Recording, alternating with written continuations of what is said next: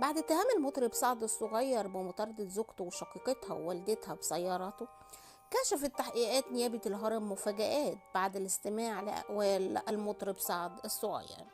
قبل ما ندخل في التفاصيل بحب أفكر لسه ما اشتركش في قناتنا فضلا وليس أمرا يشرفنا بالاشتراك ويفعل زر الجرس عشان يوصله كل جديد. التحقيقات قال فيها سعد الصغير ايه؟ ما حصلش حاجة أصلا، ورجع في اتهامه لزوجته وأختها ووالدتها. كان اتهامهم بسرقة مبلغ مالي منه بعد ما اتهموه هما كمان في محضر.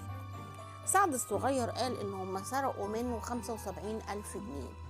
من ناحية تانية برلانش عامر مراته هي كمان ما سكتتش واتهمته إنه سرق مصوغاتها الذهبية. رجعوا الاتنين في كلامهم وكل واحد اتنازل عن المحضر وقالوا إن اللي حصل دوت كان مجرد خلاف زوجي وخلص. طيب موضوع الاتهامات المتبادلة بالسرقة خلاص خلص، يفضل موضوع التعجب بالضرب، لأن هو ومراته برضو كان كل واحد حرر محضر للتاني. واضح إن هم شغالين محضر لبعض، ربنا يرحمنا. وجابوا كمان تقارير طبية باعتداء كل واحد منهم على التاني. سعد جاب تقرير طبي بإصابته وإن مراته اعتدت عليه بالضرب، وهي كمان طلعت تقرير طبي ان هو اعتدى عليها بالضرب هي واختها ووالدتها.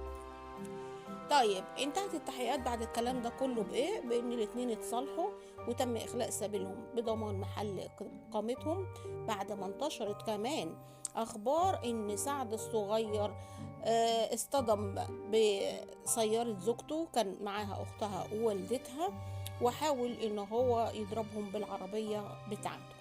لكن بعد ما انتهى الموضوع برلانش قالت ان السيارة ما حصلش فيها اي تلفيات، والموضوع كان مجرد مطاردة في شارع في منطقة حدائق الأهرام.